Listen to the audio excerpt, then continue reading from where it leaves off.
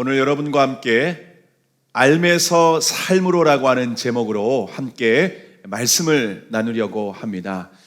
오늘 말씀을 통하여 우리 주님께서 각자에게 들려주시는 주님의 음성을 듣는 시간이 되기를 바랍니다.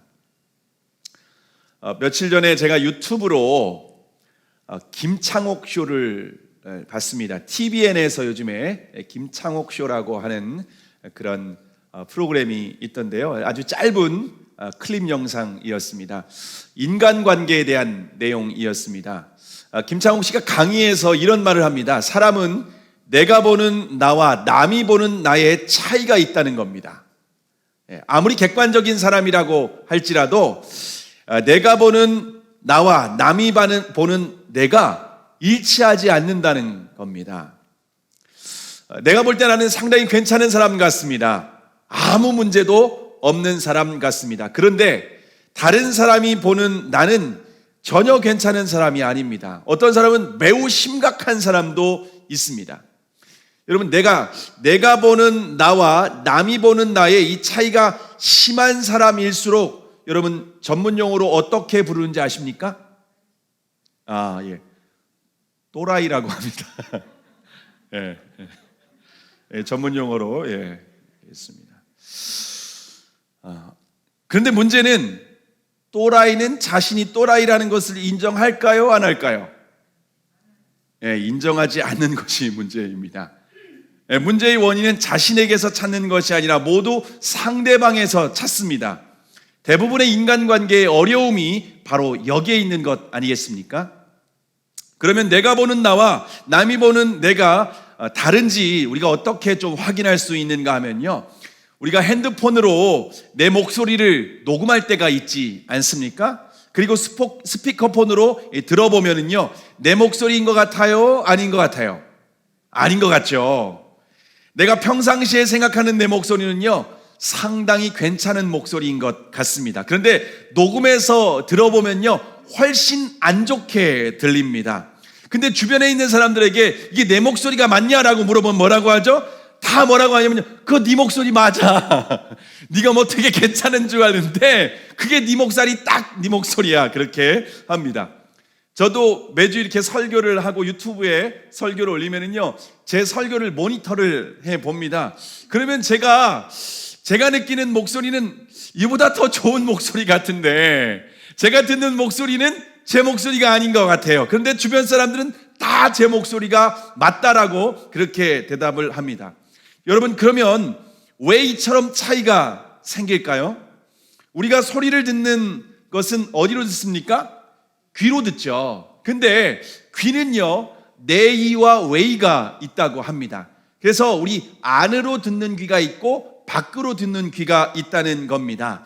이 내이는 어떤 거냐면요, 우리 자신의 소리를 듣는 소리입니다. 이 스피커로 하면은요, 모니터 스피커라고 이해할 수가 있는 겁니다. 웨이는요, 외부의 다른 사람의 소리를 듣는 귀가 웨이입니다. 그런데 내이는요, 내 안에서 울리는 소리를 통해서 내이로 듣게 되는 거고요. 웨이는요, 공기의 파장을 통해서 우리 귀에 웨이로 듣게 되는 것입니다. 그래서 이 소리가 서로 차이가 날 수밖에 없다라고 하는 것입니다. 그런데 이것은 꼭 소리에만 해당되는 것이 아니라 우리의 삶의 모든 영역에서 이처럼 평상시에 내가 생각하는 것과 다른 사람, 나를 제외한 다른 사람들이 느끼는 것은 이처럼 차이가 있을 수밖에 없다라고 하는 것입니다.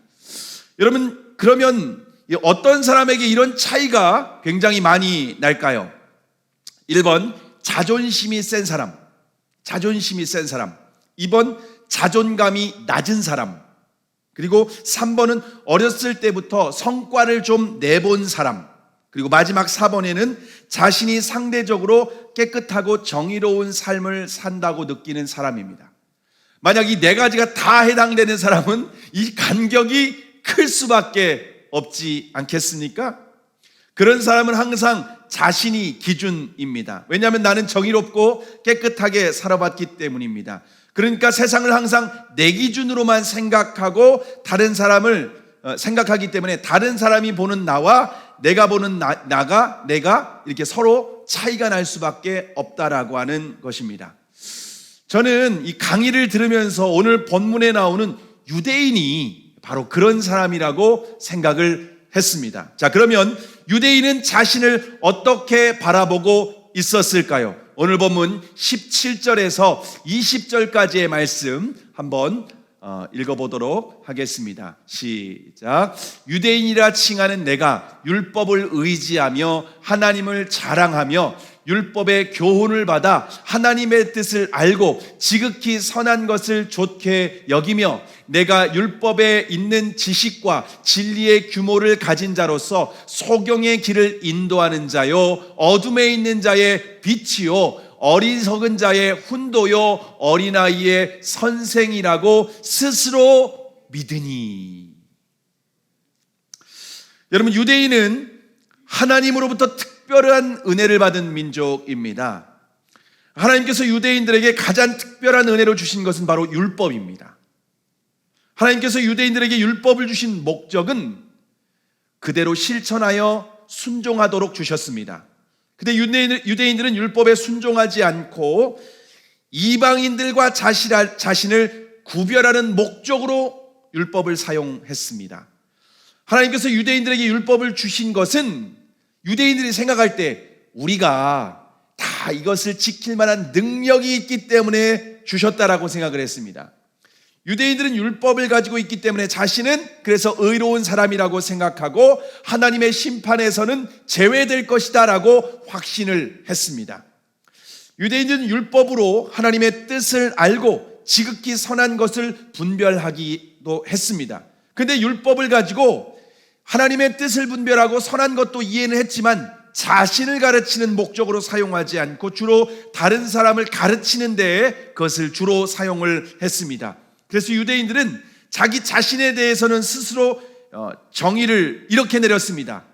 우리는 앞을 보지 못하는 소경을 인도하는 자요 어둠에 있는 자의 빛이요 어리석은 자의 훈도요 어린아이의 선생님이다. 근데 이것을 다른 사람이 인정하는 것이 아니라 자기 스스로 그렇게 인정했다는 겁니다. 근데 여러분, 율법을 소유한 것과 그대로 살아가는 것은요 전혀 다른 문제입니다. 유대인뿐만 아니라 그리스도인들도 똑같은 착각을 하고 있습니다. 저와 여러분은 하나님을 아바 아버지라고 부릅니다. 뿐만 아니라 매주일 예배를 드리면서 말씀을 통해서 은혜까지 받습니다. 심지어 매일 말씀을 묵상하면서 지극히 선한 하나님의 뜻을 분별하기도 합니다. 그래서 하나님을 알지 못하는 사람들에게 하나님은 어떤 분이신지 우리가 소개해 주기도 합니다. 또한 영적으로 무지한 사람들, 지금 보이는 이 세상이 전부라고 하는 사람들에게 이 세상이 전부가 아니라 죽음 이후에 영적인 세계가 있는데 천국과 지옥이 반드시 존재한다라고 우리는 말해주기도 합니다. 자, 그런데 그리스도인들이 자신이 실제로 순종하지는 않으면서 다른 사람들에게 이렇게 말로만 가르칠 때가 얼마나 많이 있는지 모릅니다. 자, 그러면 하나님은 유대인들을 어떻게 바라보실까요?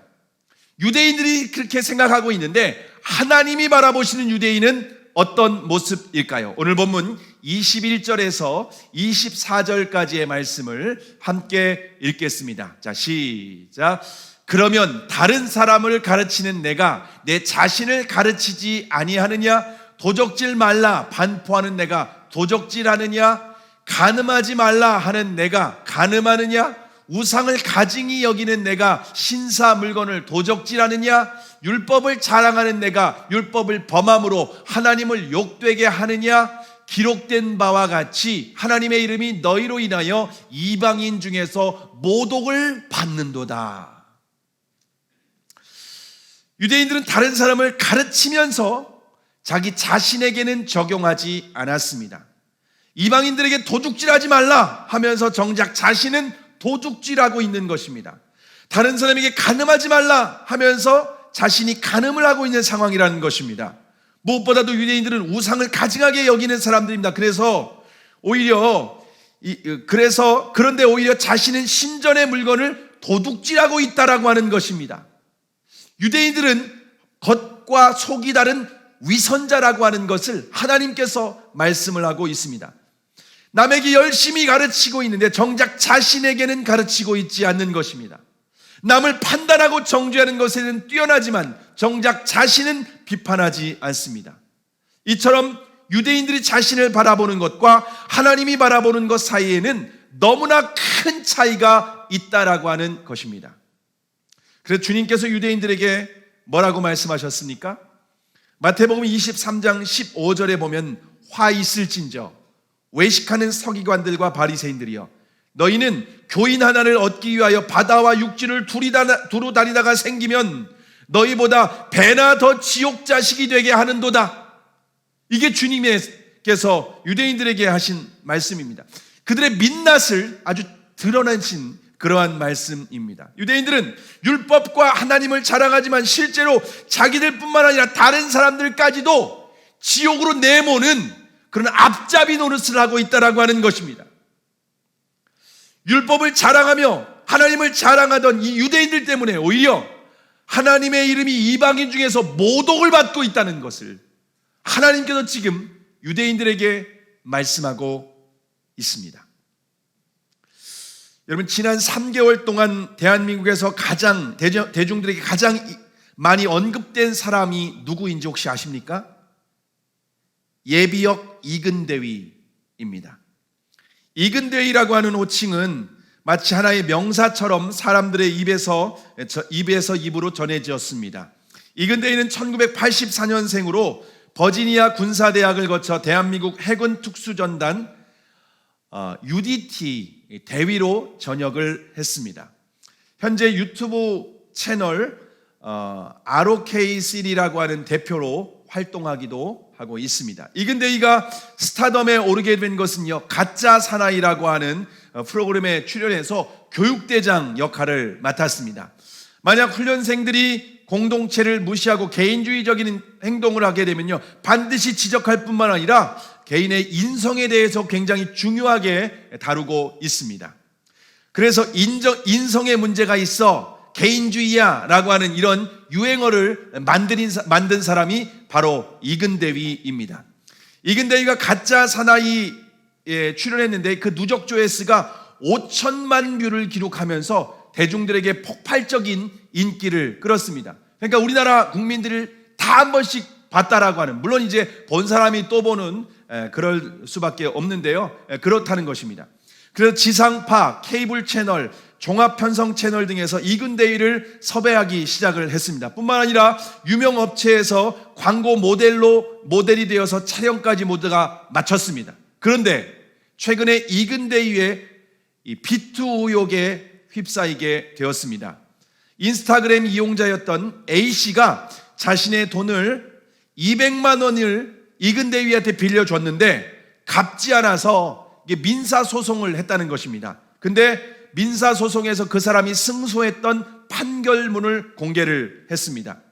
이근대위가 절박해서 자신의 주식을 손해보면서까지 빌려줬는데 계속해서 핑계를 대면서 변제하지 않았다라고 하는 것입니다. 그런데 이근대위가 돈을 갚지 않고 1,000만 원짜리 스카이다이빙 낙하산을 샀다는 것을 알게 되었습니다. 왜 돈을 갚지 않냐라고 연락하자 나중에는 연락도 받지 않고 자신의 연락을 이렇게 삭제를 했다는 것입니다. 결국 이근대위가 자신이 빚진 돈을 갚아서 내가 헷갈렸다, 미안하다 하면서 돈을 다시 갚으면서 다시 기사에 사과 영상이 올라오기도 했습니다. 뿐만 아니라 과거에 성추행 혐의로 유죄 판결을 받은 사실까지 공개가 되었습니다. 물론 이근대위가 인터넷에서 자신의 입장을 공개했지만 대중의 시선은 차갑게 지금 돌아섰습니다. 왜냐하면 그동안 프로그램에서 교육대장 역할을 하면서 인성을 강조하고 인성에 문제가 있다, 개인주의다 라고 하면서 사람들을 훈련시키고 가르쳤던 사람이었는데 정작 자신의 인성에도 문제가 있다라고 하는 것이 드러났기 때문입니다. 여러분, 저와 여러분도 얼마든지 이처럼 이근대위와 같은 착각을 할 수가 있다는 것입니다. 겉으로는 예배를 드리며 누구보다 하나님을 잘 믿는 척하지만은 속으로는 남을 시기하고 질투하고 미워하고 간음하는 이런 온갖 탐심을 우리가 가질 수 있다는 것입니다. 겉으로는 하나님을 경외하는 척하지만은 속으로는 하나님을 만홀히 여길 수, 우습게 여길 수 있다는 것입니다. 겉으로는 말씀대로 사는 척하지만 실제로는 내 고집과 내 욕심대로 살아갈 수 있다는 것입니다. 온갖 종교적인 그러한 형식으로 우리를 포장할 수는 있지만 우리의 마음은 결코 숨길 수가 없습니다. 왜냐하면 하나님은 우리의 마음의 중심을 보시는 분이기 때문입니다. 이런 문제에 가장 많이 빠질 수 있는 사람이, 이런 간격이 가장 심할 수 있는 사람이 저는 말씀을 가르치고 설교하는 목회자라고 생각을 합니다. 제가 청소년 사역을 할 때 청소년들에게 가장 인기 있었던 목사님이 계셨습니다. 이 목사님은 청소년들에게 얼마나 말씀을 잘 전했냐면요, 제가 설교하면요, 우리 지금 이렇게 청소년 그때 했던 우리 청년들도 몇 명 있지만은 제가 설교하면 조는 친구들이었습니다. 딴짓하고 설교하고 그런 친구들이었는데, 이 목사님이 설교를 하면요, 고개 하나 까딱하지 않고요, 눈 하나 깜빡하지 않고 집중해서 말씀을 듣는 그러한 엄청난 학생들을 울렸다가 웃겼다가 들었다 놨다가 거의 한 시간 이상 2시간 가까이 설교를 해도 애들이 시선 하나 뺏기지 않고 그렇게 탁월하게, 언변이 탁월해서 말씀을 전하신 분입니다. 목사님이 청소년 집회에서 학생들에게 거룩하라고 하시면서 음란물 보지 마라 라고 하면서 계속해서 강조를 했습니다. 그런데 청소년들에게 그렇게 거룩을 강조하셨던 목사님이 정작 자신은 가르치지 않았습니다. 왜냐하면 그 자신이 성적인 문제로 넘어졌기 때문에 그랬습니다. 최근에 설문에서 한국교회가 세상의 신뢰를 잃어버린 가장 큰 원인은 목회자와 중직자들 때문이라고 하는 통계가 나왔습니다. 누구보다 잘 하나님을 섬긴다라고 하는, 누구보다 예수님을 잘 믿는다라고 하는 사람들 때문에 하나님의 이름이 세상에서 모독을 받고 있는 상황이 지금 바로 한국교회의 상황이라고 하는 것입니다. 물론 저도 예외는 아닙니다. 저도 다른 사람을 가르치면서 정작 제 자신에게는 적용하지 않을 때가 많이 있습니다. 집에서 가끔 아이들이 말을 안 들을 때 제가 혼을 낼 때가 있습니다. 제가 아이들을 혼을 낼 때는요, 항상 똑같은 문제로 혼을 냅니다. 잠자는 시간과 기상 시간을 지키지 않을 때, 그리고 텔레비전 보는 시간과 핸드폰, 인터넷 하는 시간을 초과했을 때, 그리고 서로 다툴 때, 그리고 공부 못하는 것은 용서할 수 있는데 큐티하지 않고 성경 통독하지 않으면 제가 이렇게 아이들에게 혼을 냅니다. 그러다 제가 어느 날 우리 아이들이 좀 이건 더 이상 내가 그냥 지켜보면 안 되겠다, 혼을 내야겠다 라고 생각해서 토요일 날이었는데 아이들과 핸드폰과 TV를 너무 보는 것 같아가지고서 제가 불렀습니다. 그래서 너 오늘 큐티하고 성경 통독했어? 안 했지? 너 큐티도 안 하고 성경 통독도 안 하고 왜 TV만 보고 게임만 하는 거야? 라고 하면서 제가 혼냈습니다.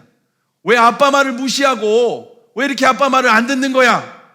그러니까 아이들이 이렇게 대답했습니다. 아빠 바로 지금 성경 통독하고 큐티할게. 그리고 아빠만 무시하지 않고 잘 들을게요. 이렇게 대답을 하는 겁니다. 그럼 제가 뭐라고 하겠습니까? 말로만 하지 말고 제발 실천 좀 해. 아빠 말 무시하지 말고 제발 좀 순종 좀 하란 말이야 라고 제가 한마디 합니다. 그러면 제 안에 이런 소리가 들리는 것 같습니다. 규현아, 그건 내가 너한테 하고 싶은 말이다. 왜냐하면 그날 저도 큐티를 하지 않았거든요. 제가 다른 사람을 가르치기 전에 주님은 제 자신에게 적용하고 제 자신을 가르쳐야 된다라고 주님은 항상 저에게 말씀을 하십니다. 자, 그러면 어떻게 자신에 대해서 착각하지 않고 이렇게 자신과 내가 아는 나와 다른 사람이 아는 나를 이렇게 좀 차이가 심하지 않게 그렇게 직면할 수 있을까요?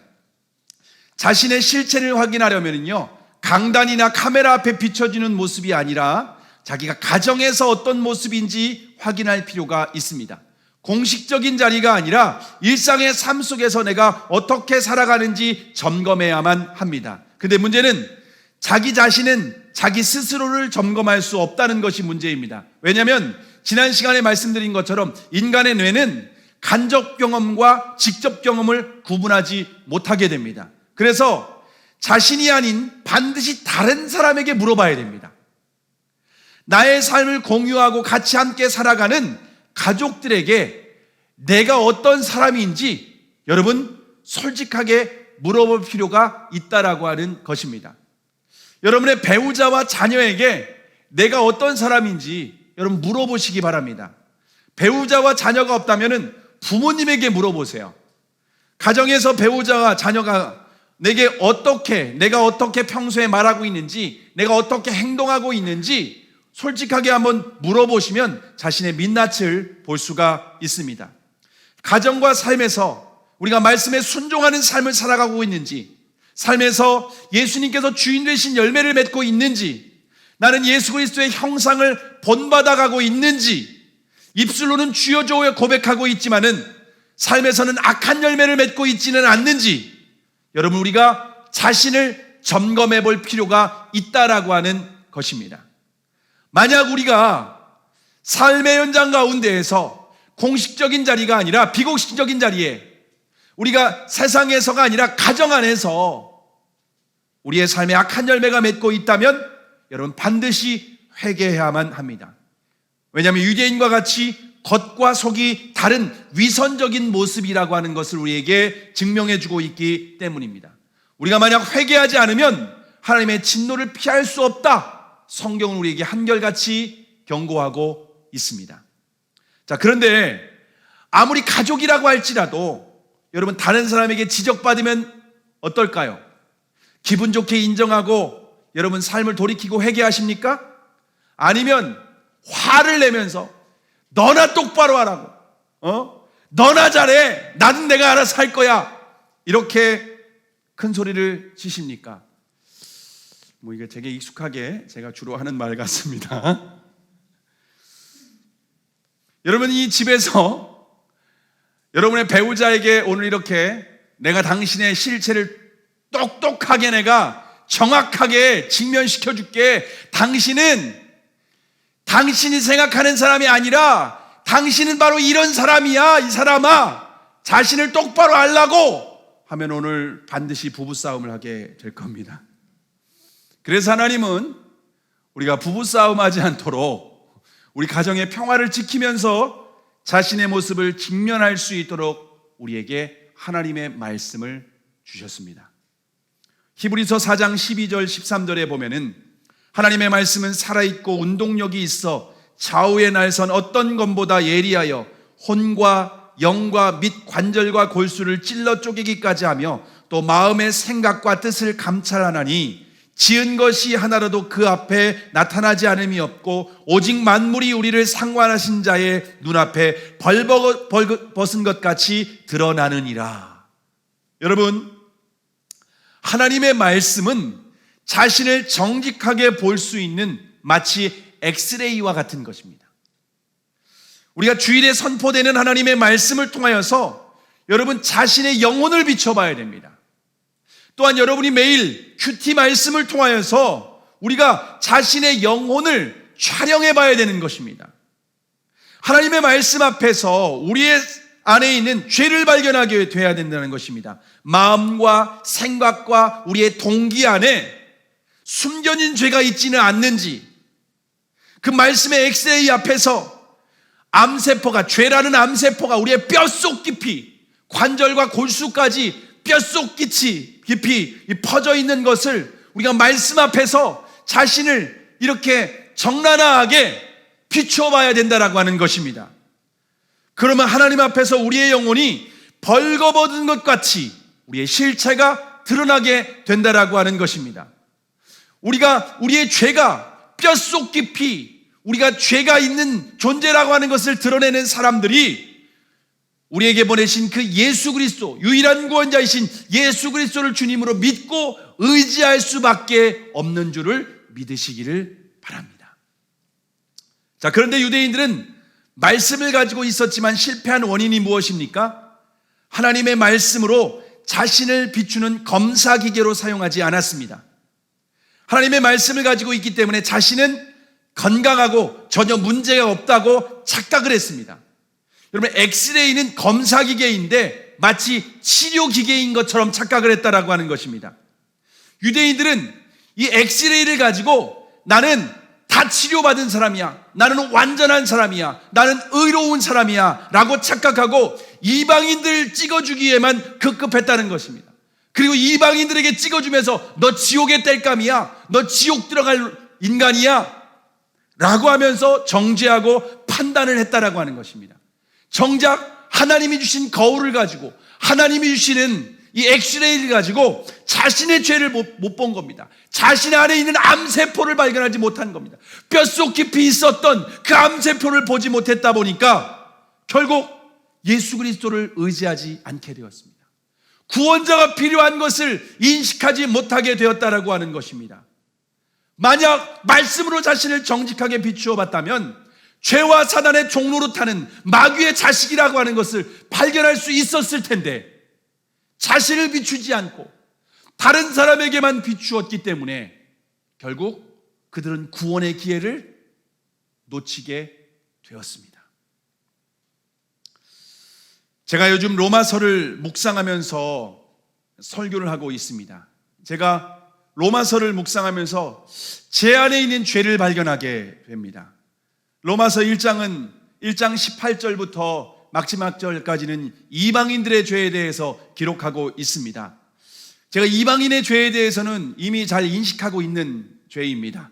그래서 늘 경계하고 이방인들의 죄가 내 안에 없는지 점검하고 영적으로 주님을 의지하고 있습니다. 근데 로마서 2장으로 가면서 유대인의 죄를 지적하고 있었습니다.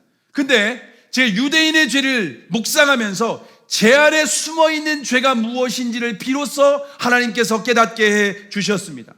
저는 누구보다 주님을 사랑하고 예수님께 속해 있다고 생각을 했습니다. 근데 유대인들이 자신을 의롭다고 착각하고 있는 그 모습이 바로 저의 모습이었습니다. 왜냐하면 제 안에 교만과 우월감에 빠져서 다른 사람을 정죄하고 비판하고 있었기 때문입니다. 뿐만 아니라 교회가 아닌 가정에서 제가 어떤 모습인지를 깨닫게 해 주셨습니다. 며칠 전에 제 아내와 아이들과 함께 대화를 나눌 기회가 있었습니다. 근데 아내와 아이들이 저를 볼 때 아빠는 교회에 있을 때하고 집에 있을 때 너무 달라. 교회에 있을 때는 항상 밝고 재미있다는 겁니다. 뿐만 아니라 적극적으로 성도들의 모든 문제를 해결해 주려고 한다는 것입니다. 근데 집에서는 조용하고 재미도 없다는 겁니다. 아이들이 놀아달라고 하면 피곤하다고 하고 핑계만 댄다는 겁니다. 주님은 제가 교회에 있을 때나 가정에 있을 때나 같은 사람이 되기를 원하십니다. 겉과 속이 같은 사람이 되기를 원하십니다.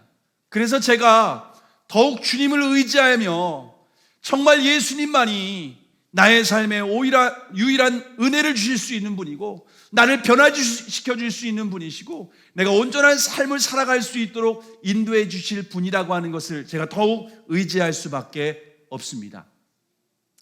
여러분은 가정에서 어떤 그리스도인입니까? 말씀으로 자신의 영혼을 검사하는 엑스레이를 매일 비추어 보고 계십니까?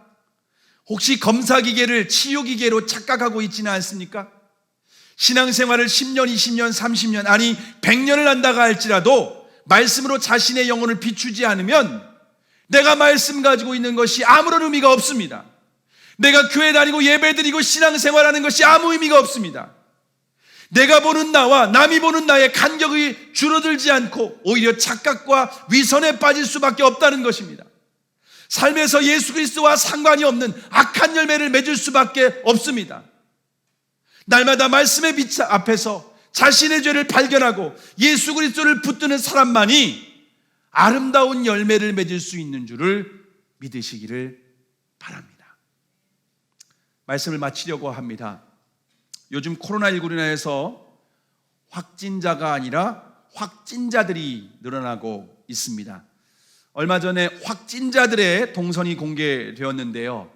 식탁 쇼파, 식탁에서 소파로 가고, 소파에서 냉장고로 가고, 냉장고에서 다시 식탁으로 가고, 식탁에서 침대로 가고, 침대에서 냉장고로 가고, 냉장고에서 다시 침대로 간 것으로 밝혀졌습니다. 저도 확진자가 되었습니다. 최근에 한 3kg 정도 찐 것 같습니다. 그래서 아내와 함께 홈트레이닝을 시작하자고 했습니다. 그런데 아내는 매일 홈트레이닝을 하는데 저는 초반에 몇 번 하고 거의 그냥 아내가 하는 모습을 지켜볼 뿐입니다. 저는 아내가 홈트레이닝 할 때 의자에 앉아서 지켜만 보고 있습니다. 그러면 제가 홈트레이닝 영상을 보는 것만으로 제게 효과가 있을까요?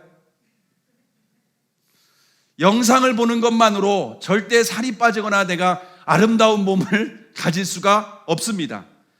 다이어트를 하고 좋은 몸을 만들기 위해서는 반드시 식단 조절과 운동을 병행해야만 합니다. 그런데 하루 이틀 식단 조절하고 운동을 한다고 해서 좋은 몸이 만들어지는 게 아닙니다. 여러분, 일주일하고 왜 내가 몸이 살에 빠지지 않느냐고, 왜 근육이 생기지 않냐고 여러분 하면은요, 여러분 다이어트 하고 하는 이 헬스 트레이너가 뭐라고 하겠습니까? 뒤통수를 때리면서 최소한 한 달은 해야 1kg라도 빠진다고. 그렇게 해서 무슨 효과를 보겠냐고. 그렇게 하지 않겠습니까? 여러분, 그 공유와 같은 사람 아십니까? 공유. 그 탤런트 공유 아시죠? 공유와 같은 몸을 우리가 가지려면요, 제가 가지려면요, 매일 1시간씩 일주일에 5일 이상씩 6개월 이상 운동을 해야, 그리고 매일 식단 조절을 해야 공유와 같은 몸을 만들 수가 있답니다. 배우 권상우와 가수 비 같은 몸은요, 매일 1시간씩 일주일에 5일 이상 그리고 3년 이상 운동을 하고 식단 조절을 해야 만들 수가 있다는 겁니다. 김종국과 마동석 같은 배우는요, 가수 김종국과 마동석 같은 배우는 매일 1시간씩 일주일에 5일 이상 6년 이상 운동을 하고 매일 식단 조절을 해야 그런 몸을 만들 수가 있다라고 하는 것입니다. 여러분, 하루아침에 이게 되는 게 아닙니다. 오랜 시간 훈련하고 연습하고 이런 과정을 거쳐야만 만들 수가 있다라고 하는 것입니다. 하물며 저와 여러분이 영적인 근육을 만드는 일도 하루아침에 이루어지는 것이 아닙니다. 매일 1시간 이상씩 말씀과 기도로 묵상하고 이것을 5일 이상 자신의 삶을 비추어 보고 모든 삶에서도 예수님이 주인 되심을 우리가 믿고 순종하고 연습하고 훈련하는 이러한 삶을 우리가 1년 이상 살아야 우리가 주님의 뜻을 분별할 수 있게 됩니다. 하나님의 음성을 들을 수가 있게 되는 것입니다. 나 예수님 믿고 일주일하고 왜 주님의 응답 없냐고, 왜 주님의 음성을 들리지 않냐고, 왜 내 삶은 변하지 않냐고, 왜 내 삶에 주님의 놀라운 기적이 없냐고 불평하는 것은, 여러분, 주님께서 뒤통수를 한 대 딱 때리면서 일주일에서 뭘 기대하냐고. 여러분, 우리의 영적인 훈련은 시간이 필요합니다. 하루아침에 되는 것이 아니다라고 하는 것입니다. 사도 바울과 같은 사람은요, 거듭난 후에 14년 이상의 시간을 필요했습니다. 아라비아 광야에서 3년 동안 하나님의 말씀에 푹 빠져 살았습니다. 그리고 고향 다소에서 14년의 시간 동안 매일 하나님의 말씀, 예수 그리스도의 주 되심, 복음을 내면화하는 시간을 날마다 일상의 삶을 통하여서 하나님 앞에서 반응하고 훈련하고 이런 과정을 통해서 정말 하나님께서 복음의 사람으로 세계 열방 가운데 하나님의 복음을 증거하고 우리의 이렇게 성경을 기록할 수 있는 위대한 하나님의 사람으로 사용하신 줄을 믿으시기를 바랍니다. 바울의 영성은 결코 하루아침에 이루어진 것이 아닙니다. 저와 여러분도 모든 삶의 영역에서 날마다 말씀과 기도로 늘 깨어있고 하루의 삶 가운데 예수 그리스도를 주님 되심을 고백하며 그렇게 날마다 훈련하며 나아갈 때에 우리의 삶 가운데에 예수 그리스도의 형상을 조금씩 닮아가게 되는 것입니다. 하나님의 뜻을 분별할 수 있게 되고 주님의 음성이 더욱 선명하게 들려지게 되고 그 말씀에 순종할 수 있게 되고 우리의 삶 가운데에 아름다운 성령의 열매가 맺혀지게 되고 우리의 가정과 교회와 세상의 삶이 이렇게 간격이 있는 것이 아니라 일치하는 삶을 살아갈 수 있는 줄을 믿으시기를 바랍니다. 저와 여러분이 날마다 말씀과 기도로 우리의 영혼을 비춰보고 우리의 삶의 현장 가운데에서 예수님이 나의 삶의 주님이심을 고백하며 오늘은 넘어졌지만 또다시 일어서서 또다시 순종하고 주님을 바라보고 이러한 삶을 살아갈 때에 우리의 최종 목표이신 하나님의 아들이신 예수 그리스도의 형상을 우리 안에 담게 되는 아름다운 열매를 맺게 되는 줄을 믿으시기를 바랍니다. 나와 보는, 내가 보는 나, 그리고 다른 사람이 바라보는 나, 이 간격이 심한 사람은요 결코 하나님의 사람이라고 말할 수 없습니다. 저와 여러분이 정말 매일 말씀으로 비추어서 일치를 이루어서 저와 여러분이 알면서 삶으로 아름다운 열매를 맺는 저와 여러분이 되기를 주님의 이름으로 축복합니다. 기도하시겠습니다.